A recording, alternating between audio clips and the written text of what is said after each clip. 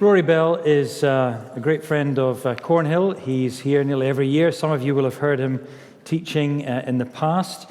But we've just felt that the material that Rory's given on a number of different things, but particularly just on this handling Bible narrative and stories, was just so useful and so helpful. We felt that we wanted others to get a chance to hear it and to share in it. And Rory, we're really grateful to you for coming.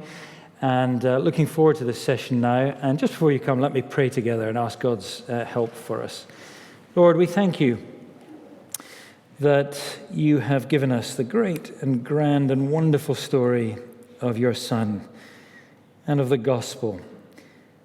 As we think of the way that the word one-to-one has been used all over the place to bring people to that word, we thank you that you have given us your word, the scriptures, to open up and to bring the delights of your heavenly story right here to earth into people's lives. And so we ask now that as we come to this last session of today, that you would give us fresh vigor and attention and desire and appetite to learn more. Help us and help Rory as he speaks to us, that we might better handle your word of truth and so bring glory to our Lord Jesus Christ. And we ask it in his name.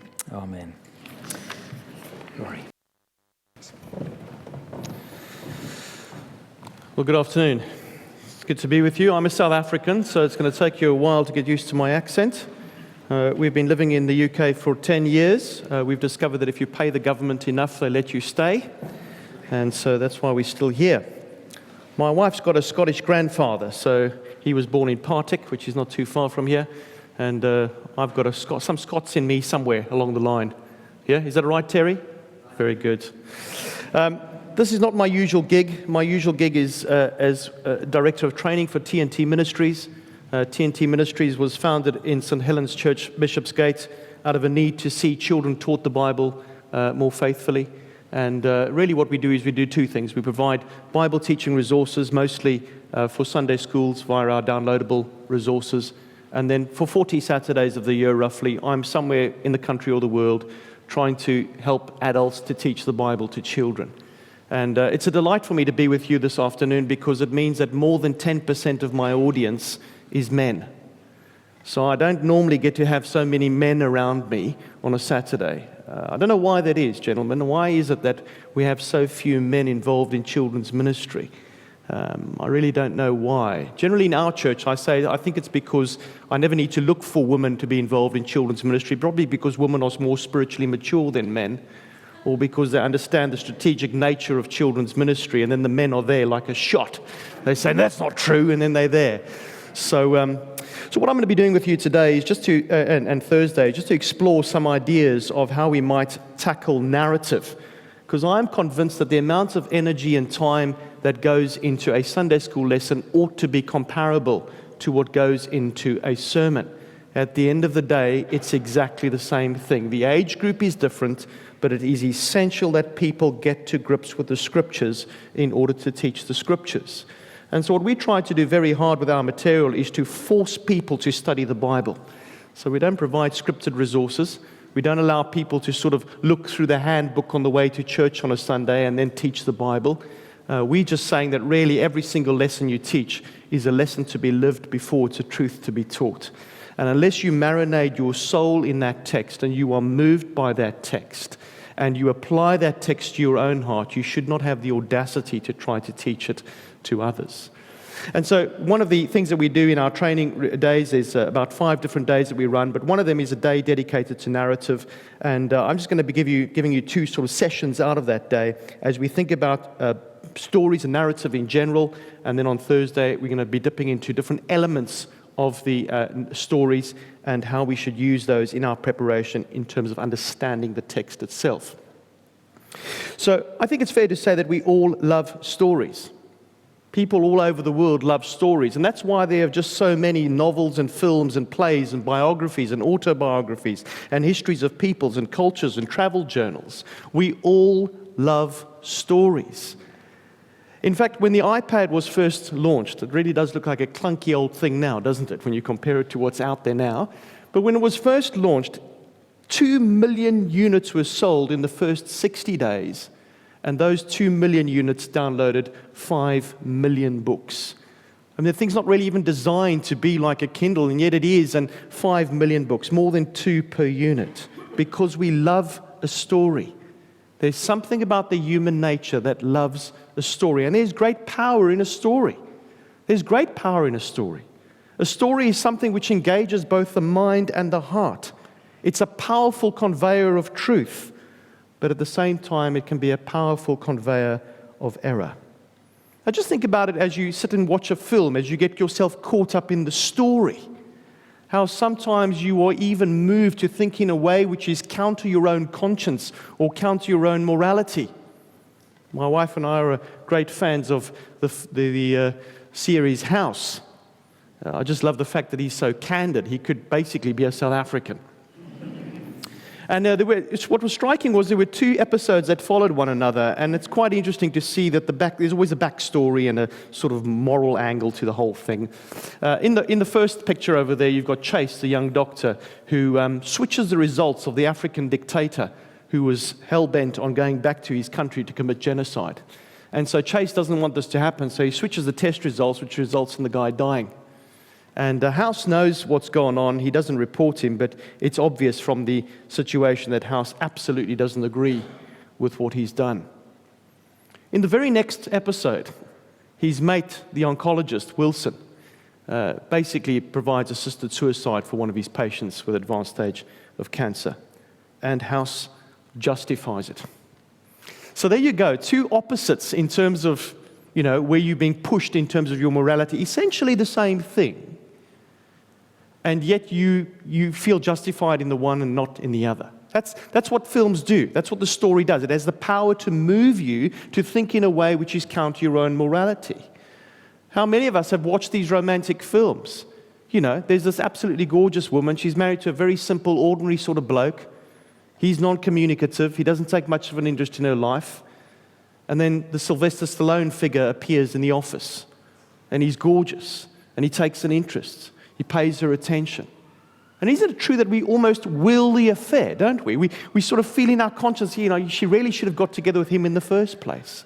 That is the power of a story. And so in that sense, a story is a double-edged sword. The story, a well-told story, a well-narrated story, has the ability to get rid of boredom, to engage your audience in terms of their hearts and their minds. And yet at the same time, it is absolutely critical that the story be teaching the big idea of the passage. That's one of the great responsibilities of a place like Cornhill, as we are teaching people to become orators. That you can teach someone to become a good orator, but if they're not teaching the Bible faithfully, you're actually doing the gospel a great disservice. There are many, many people who speak winsomely, who speak persuasively, and yet they tell what could be conceived to be untruths. Politicians come to mind, but let's not talk about politics, okay? And so it's very important that we are getting the central message of the Bible, that we are teaching what the big idea or the main thrust or the theme of the text is. What postmodernism has done is it's pushed what we might call the marginal reading of the text, where we might pick up one little detail in the text and make that the main aim and go off on a tangent on that. I mean, we've seen that this morning. Alice has mentioned to us the fact that, Philemon is not a treatise on slavery or against slavery. That is incidental to the actual passage. That's not the main thrust. That's not the author's intent. And yet postmodernism is telling us that we cannot know what the author's original intent was. And so it's critical that as we come to think about telling stories well, that we make sure that we are teaching the Bible faithfully. That's very important. I'd much rather have a boring Sunday school lesson with a story that's badly told, but at least it's faithfully told. But let's think about how we might better prepare ourselves as we think through stories. Of course, the Bible is, in one sense, one massive story book. It's a collection of 66 books written by about 40 authors in 3 different languages, written in 3 different continents over a period of about 1,600 years. 40% of it is narrative. It's stories. The title of the book is good. He gave us stories. And, in that sense, it's unique. We don't find another writing like that anywhere in the world. There isn't another book like the Bible. The Bible, although it is 66 books, holds together phenomenally as a story. There is such internal integrity to the Bible, it is astounding. And I suppose in one sense you've got to try and think through how the Bible works in terms of what I would call a narrative arc. So where the story starts and where it ends. And of course our story starts in a garden, it ends in a city. If we had to summarize the story of the Bible, well, someone said you could call the summary of the Bible is kill the dragon, get the girl. That is essentially the story of the Bible. Kill the dragon, defeat Satan, and rescue the bride of Christ. That is the story of the Bible. And yet within that massive arc, there are whole lots of little stories, little narrative arcs. And as we come to look at a passage, as we decide on a passage for a particular lesson, as we decide how we're going to break up a particular book in order to teach it as a series of lessons, that becomes very important to work out where are we going to start the lesson and where are we going to end the lesson. Where does that work? How does that fit? What does the story look like? And so we need to be thinking in terms of narrative arcs. And there is nothing like the Bible. There is no other religious writing anything like the Bible in terms of its ability to tell a story, in terms of it being able to do it over so many thousands of years, through so many authors and different continents, different languages, and yet the internal integrity in the Bible is absolutely astonishing. The Quran doesn't come close to it. The closest thing you get to a complete story is the story of Joseph, and then it's mostly been nicked from the Bible. We've got to remember that Muhammad was Johnny-come-lately to the party, wasn't he? At 650 AD. The party's over, and here he's trying to invent another religion. So the Quran can't hold a candle to the Bible in terms of its integrity. Now, of course, the Bible's not simply a story. It's not just a history of the people of Israel. It's not just to provide light bedtime reading. The Bible is what God uses to make himself known to us. It's a revelation. God, of course, reveals himself in at least three different ways. He reveals himself generally through creation. And so the psalmist says, we've got to go back one there. This clicker, that's not mine. There you go. Did you see that? Can you go back one for me, please? Well, there you go, or 2 or 6. What does it say there? For Psalm chapter 19, verse 1 says, the heavens declare the glory of God. The heavens declare the glory of God. I've been watching David Attenborough's Our Planet. It's an astonishing piece of work. And what I just don't get is every time I hear the word evolution, I just think to myself, are you guys nuts? Such amazing design. I mean, creation is screaming to us that there is a creator. The silent witness of the world around us is absolutely deafening that there is a creator God. And so, of course, Paul says in Romans chapter 1, verse 20, he says the following. He says, for since the creation of the world, God's invisible qualities, his eternal power and divine nature have been clearly seen, being understood from what has been made, so that people are without excuse. And of course, he speaks, in Romans chapter 1, that people suppress this truth about God, which is what I'm hearing as the commentary of this fantastic fish eagle getting a fish out of the water. You know, as you hear about this evolution stuff, and you say to yourself, hang on a second, you are suppressing what is blatantly obvious to everyone. So God reveals himself in creation in that way, but God also reveals himself through his written word, through the Bible. There's an interesting verse in Amos chapter 3, verse 7, which says, surely the sovereign Lord does nothing without revealing his plan to his servants, the prophets. It's an interesting juxtaposition there. You've got the sovereign Lord, who can do anything he wants without consulting anybody, without seeking approval from anybody. He is the sovereign Lord, and yet he does not act in the world without first revealing his plan to his servants, the prophets. I think that's remarkable. It's teaching us what we would call propositional revelation. The Bible is propositional revelation. God tells us what he's going to do, and then he acts, and then he tells us what it means. He's done that throughout the Bible. So this is so different to Norse mythology. Norse mythology, you have an event, and then you have people trying to explain the event. So they'll attach a story to the event. Yeah, the revelation is part of the story. So God tells Abraham exactly what's going to happen to Israel. He tells him in Genesis chapter 15 already.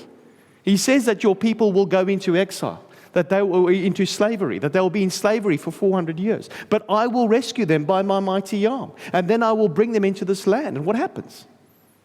Well, hundreds of years later, it plays out exactly the way that God said it would. In fact, there is a sense in which Genesis chapter 3 is the announcement of the gospel. God has told us beforehand precisely how the world stage is going to play out. We see the proto-gospel given to us in Genesis chapter 3, verse 15. So it's propositional revelation. God makes himself known. He tells us what he's going to do. He's been very, very clear in what he's going to do and how he's going to act in the world. And then, of course, finally, God reveals himself most perfectly in the person of Jesus. And that passage that was read earlier today as well, so it's Hebrews chapter 1. Sorry, if you can just go back to that. This doesn't seem to like text. Have you noticed that?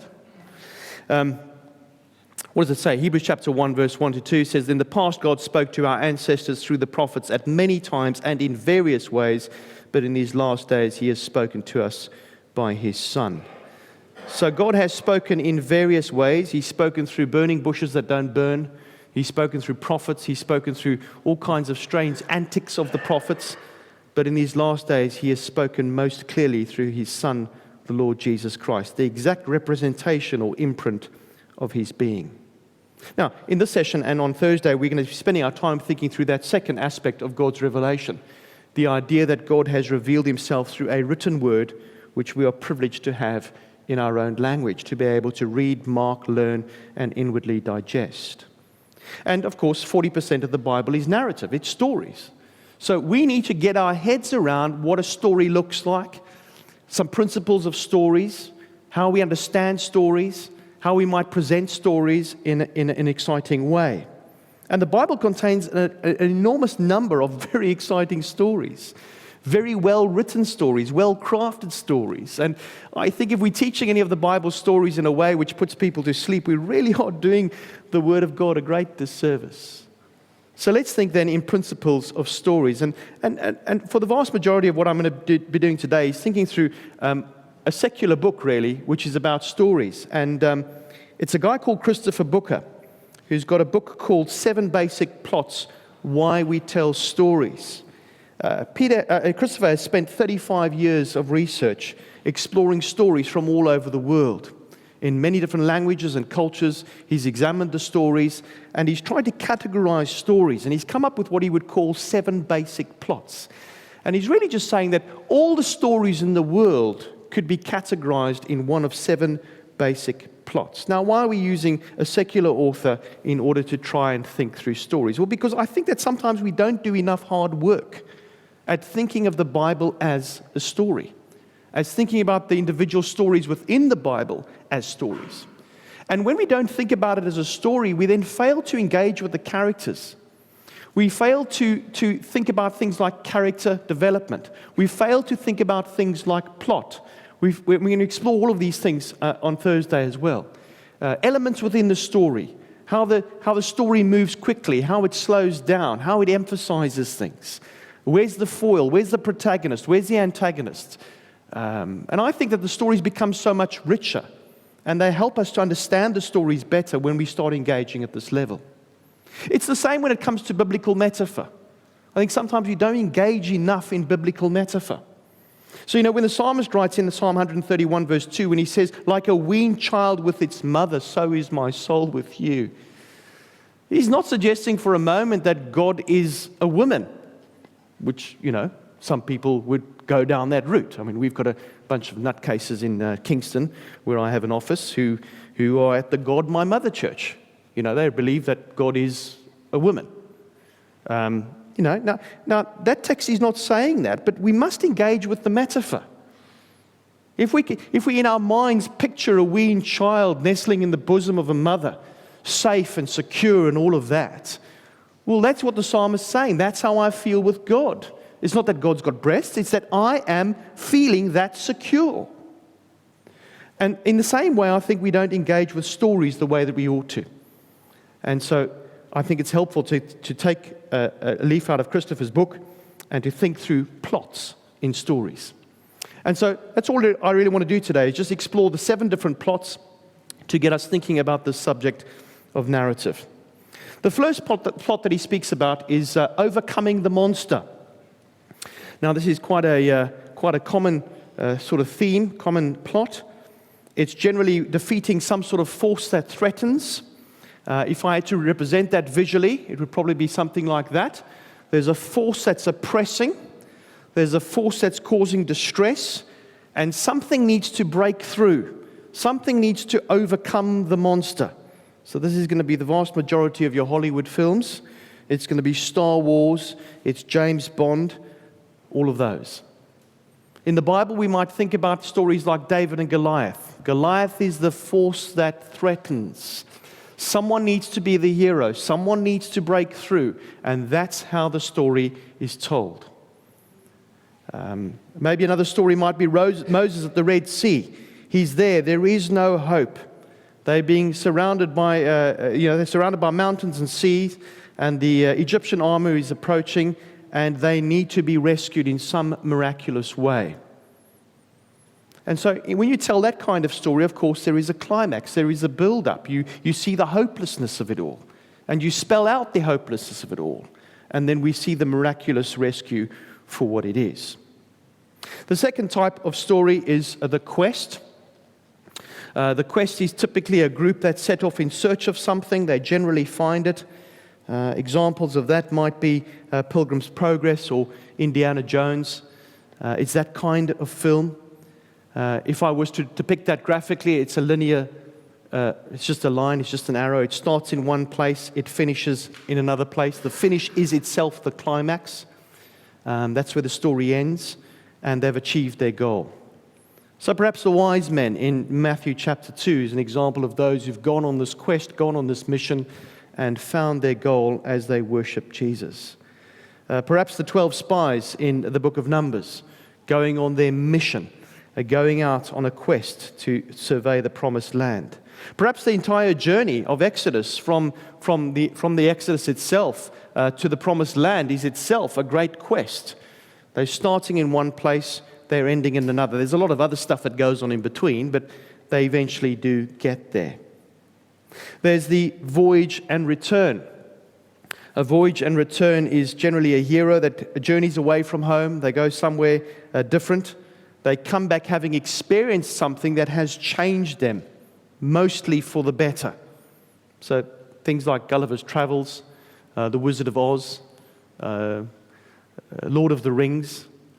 There's a lot of time that's spent exploring character development, isn't it? In Lord of the Rings, I found very difficult, really.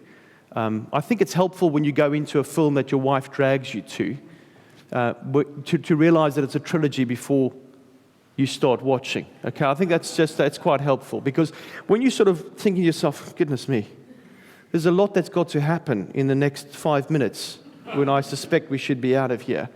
And if I have to see Frodo's face again, I think I'm going to slap him. Okay? And then you realize it's a trilogy, and you think to yourself, goodness me, okay. But there's a lot in that film, and even when it's all over, there's just a lot, doesn't it? It just takes forever to end. Because they're exploring character, how the people have changed, how their characters have developed because of what they've experienced. We see those kinds of stories in the Bible too. I might depict that in this way. It's a V shape. They've gone somewhere, they've returned. And the reason why I've displaced that from the start to the finish, by the way, Christopher Booker doesn't illustrate them in this way. I do it because I've got a dyslexic son, and I find diagrams quite helpful for my own brain. Perhaps I'm a bit dyslexic, I don't know. But they've gone somewhere, they returned, but they're different, they're displaced. Something's changed. And we see stories like that in the Bible. We see Naaman. He is changed. He journeys to another country, he experiences something, he comes back, he's different. You see the same with Naomi in the story in the book of Ruth. She goes away, she comes back, she's different. In fact, even her name changes, doesn't it? She goes away, meaning pleasant, comes back bitter. She's different because of the voyage and the return. The sending out of the 12 disciples as they go casting out demons, and they find that there's some things that they can't do. That whole learning experience for them is a journey, a voyage, and a return. The next type of plot is the comedy. This is not a ha-ha kind of comedy. It's not that kind of comedy. It's more classical comedy. And really, in this sort of thing, is that it's not necessarily a funny plot. It's generally some sort of misunderstanding that happens between two characters that keep them apart for virtually most of the film, and eventually, at the end, they get together. You know what I'm talking about, gentlemen. If you've had to endure anything like Notting Hill or Pride and Prejudice, for goodness sake, really, those sort of long-suffering films. I'm an engineer by training, so I like to sort things out quickly. You can say just get together and sort it out, but they take 3.5, 4, 5. How many hours is it? 6? I don't know how many hours it is. It's ridiculous. That's how long it takes. Every time there's a misunderstanding, there's a friend who hasn't passed on a message, there's a missed phone call, the battery's flat on the mobile. I don't know. It just keeps them apart all the time. Now, I endure Pride and Prejudice because I get to watch the Bourne trilogy once a year, starting on my birthday. And yes, it's only the trilogy that's worth watching, if you're a purist. But there is this idea of comedy. They're being kept apart. We see stories like that in the Bible. I would think that the Balaam's donkey incident is a comedy, not because you've got a talking donkey, but because if you look at the geography of the story as he's trying to curse Israel, you've got to think about the geography. There you've got Israel on the east of the Jordan, on the plains, ready to cross the final hurdle, which is the Jordan River, to land up in the promised land that God has promised they would be in since the time of Abraham. That's the final hurdle. And yet somehow, this bloke thinks that cursing Israel will prevent that from happening. I mean, it's comedic, actually. And what happens is he goes up one hilltop, curses, nothing happens, it becomes a blessing. Goes up another hilltop, curses, nothing happens, becomes a blessing, and does it a third time. It's comedic. We all know what the destiny of Israel is, and so we see that what he is doing, he's trying in vain. In that sense, it's a comedy. There's another kind of plot, which is comedy is something like that. That's basically Pride and Prejudice plot. Shortest point between 2 points is A to B, and then you've got to go through all of that to get there. It's bonkers. Okay?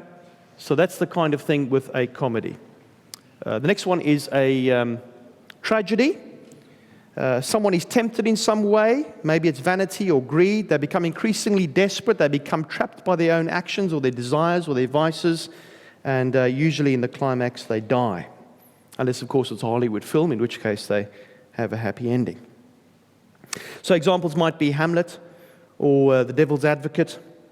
Something where someone is caught up in some sort of vice and it spirals downwards.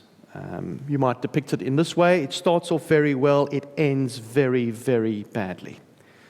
We can think of stories like Saul. Saul is a good example of this. It starts kind of well. It ends very badly. The story of Samson's life starts off well, ends very, very badly. It's a tragedy. Most of your, if you take the book of Judges as a whole, that is true of the book of Judges. You've got the spiral. But at the end of the day, it ends badly. It starts well, it ends badly. There are also rebirth narratives, which look different, obviously. In this sort of plot, the hero is captured or repressed in what seems like a state of living death, and it seems as though all is absolutely lost until finally they are miraculously freed. So Snow White is an example of a rebirth story, as is most of your Die Hard films. Their shape would be like this.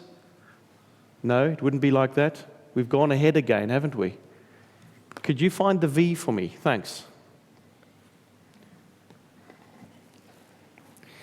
It starts off in a particular way. Things get worse. They seem absolutely hopeless.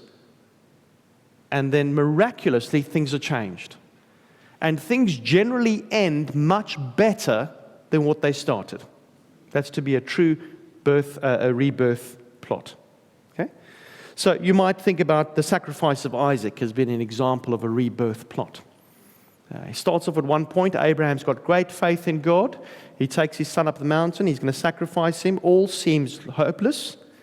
All seems lost. And then things end much better. And then you've got the commendation, now I can see that you fear me. So that would be a rebirth narrative. Finally, there is a rags to riches narrative. And that's exactly as it suggests. Examples of that would be Cinderella, Pretty Woman, I suppose, or all 27,000 derivatives thereof. If you had to depict that, you might depict it like that. Things for the main characters start off really badly. There is absolutely no hope whatsoever. But through some sort of intervention, they are taken to a point of fame. So stories in the Bible that might look like that could possibly be Ruth, the story of Ruth. She starts off as a Moabitess. She's a nobody. She's a widow in Israel. She's a childless widow in Israel. And yet Boaz is the one who liberates her. And ultimately it's seen really as the liberation of Naomi, isn't it? Because the child is said to be Naomi's. Perhaps David, the shepherd boy, could be considered a rags to riches kind of story. He starts off as a shepherd boy. There's the incident with Goliath. He rises to fame and fortune. Perhaps the story of the demoniac in Mark chapter 5 is another great story. There's someone who is in a hopeless situation. He's bound by chains. No one can help him. He's naked. No one can do anything. Absolutely hopeless. He has an encounter with Jesus, and he's dressed and in his right mind at the end of it. So there you go, 7 basic plots.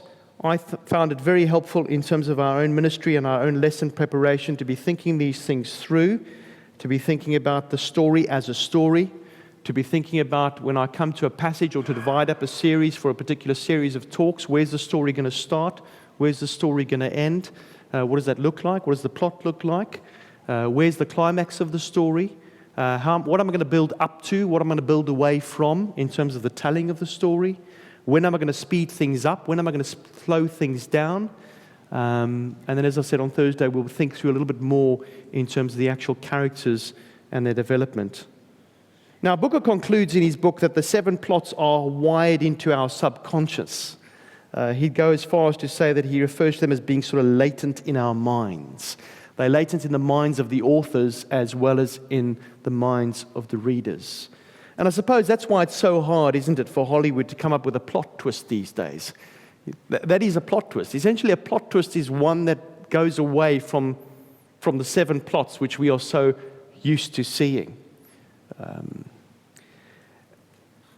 so I've just found that an incredibly helpful tool in terms of my own understanding of a passage, in terms of thinking through how I might tell stories to children and what that might look like. And I think it's probably worth those of you who are still doing workshops in particular passages, if you're dealing with narrative, to think that through, to take those plots in these next couple of days when you've got time, to think through, well, what plot would I ascribe that to?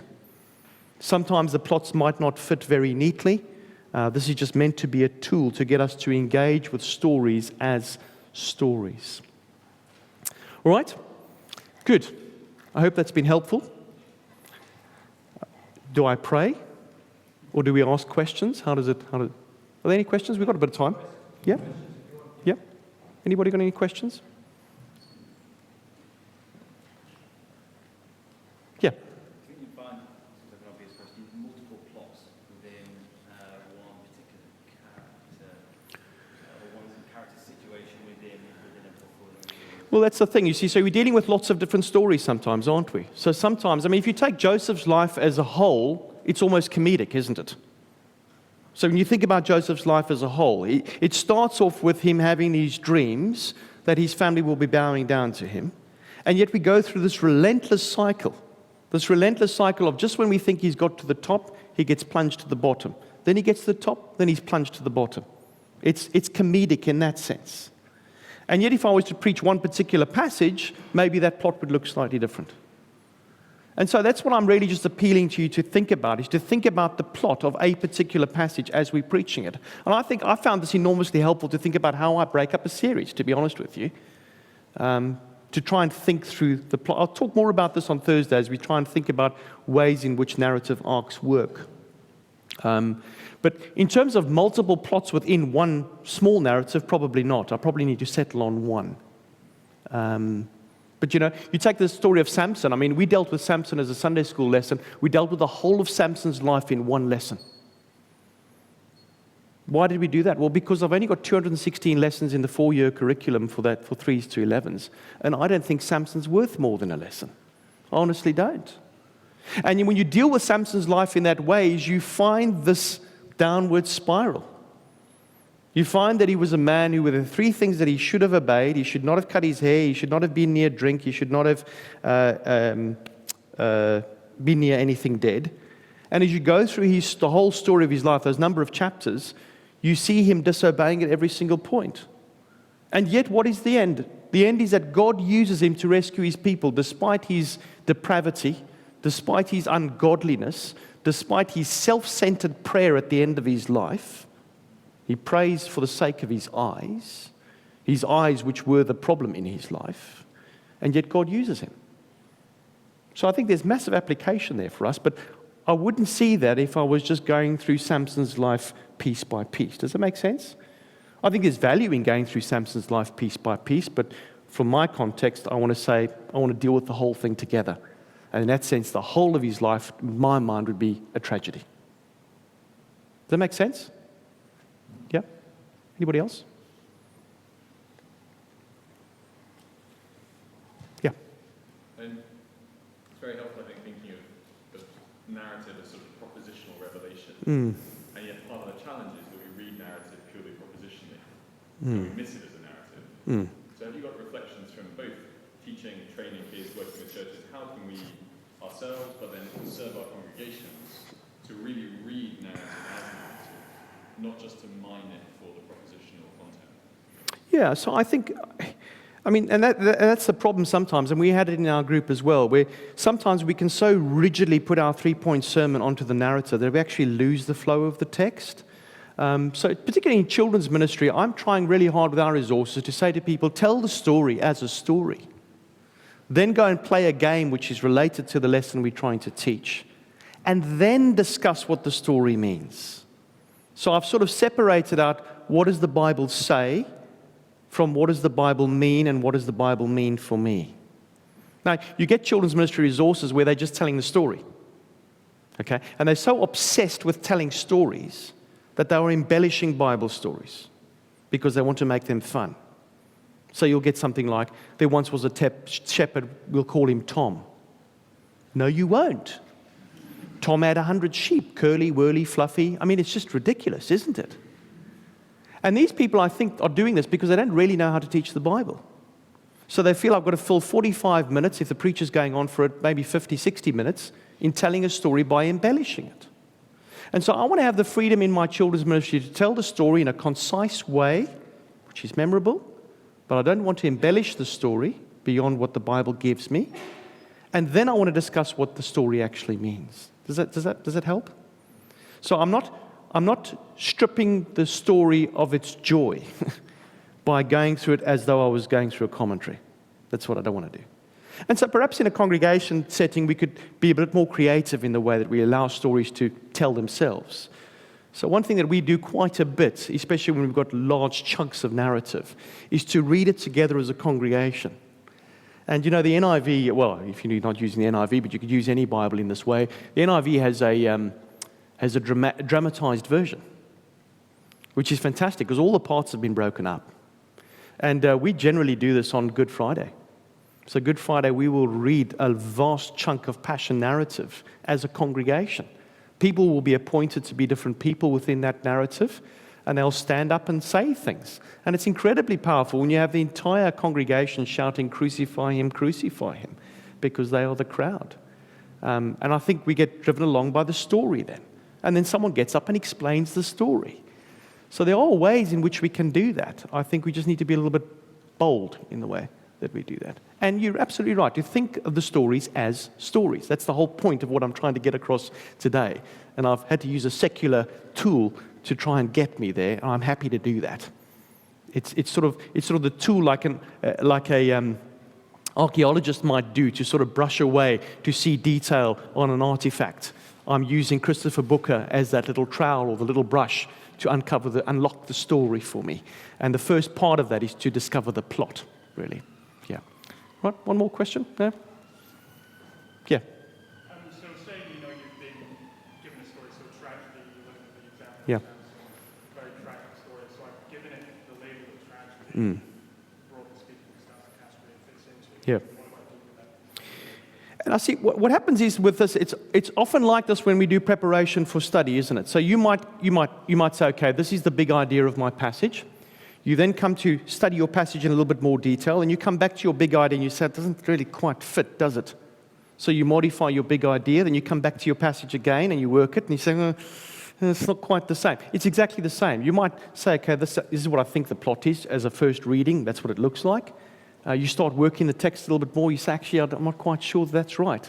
You come back and you bring it back. It's to help with thinking through the story as a story.